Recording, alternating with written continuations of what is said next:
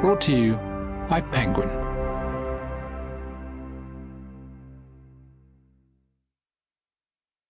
The Stuff of Thought by Steven Pinker. Read by John Chancer. Chapter 1. Words and Worlds. On September 11, 2001, at 8:46 a.m., a hijacked airliner crashed into the North Tower of the World Trade Center in New York. At 9:03 a.m., a second plane crashed into the South Tower. The resulting infernos caused the buildings to collapse. The South Tower after burning for an hour and 2 minutes, the North Tower 23 minutes after that. The attacks were masterminded by Osama bin Laden, leader of the al-Qaeda terrorist organization, who hoped to intimidate the United States into ending its military presence in Saudi Arabia and its support for Israel, and to unite Muslims in preparation for a restoration of the caliphate. 9/11, as the happenings of that day are now called, stands as the most significant political and intellectual event of the 21st century so far. It has set off debates on a vast array of topics. How best to memorialize the dead and revitalize Lower Manhattan? Whether the attacks are rooted in ancient Islamic fundamentalism or modern revolutionary agitation.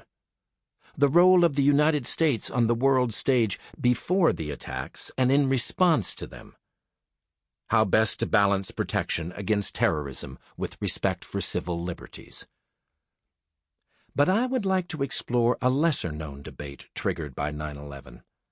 Exactly how many events took place in New York on that morning in September? It could be argued that the answer is 1. The attacks on the buildings were part of a single plan conceived in the mind of one man in service of a single agenda. They unfolded within a few minutes and yards of each other, targeting the parts of a complex with a single name, design, and owner. And they launched a single chain of military and political events in their aftermath. Or it could be argued that the answer is 2.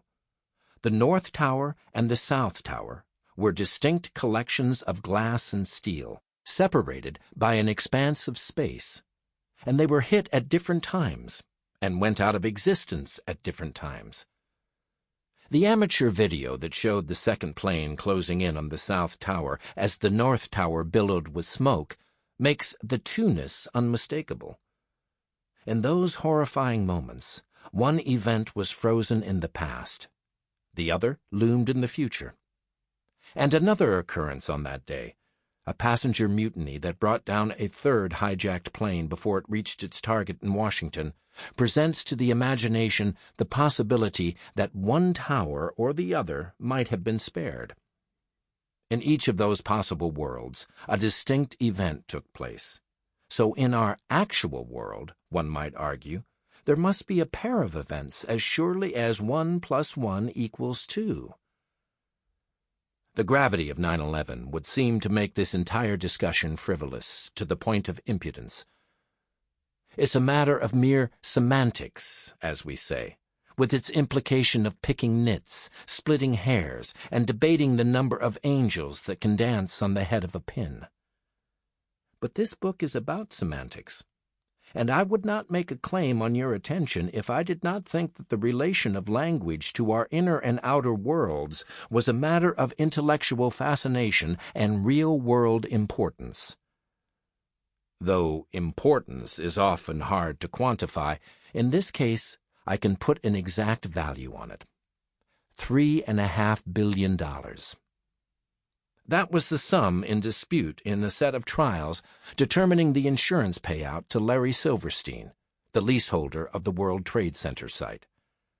Silverstein held insurance policies that stipulated a maximum reimbursement for each destructive event.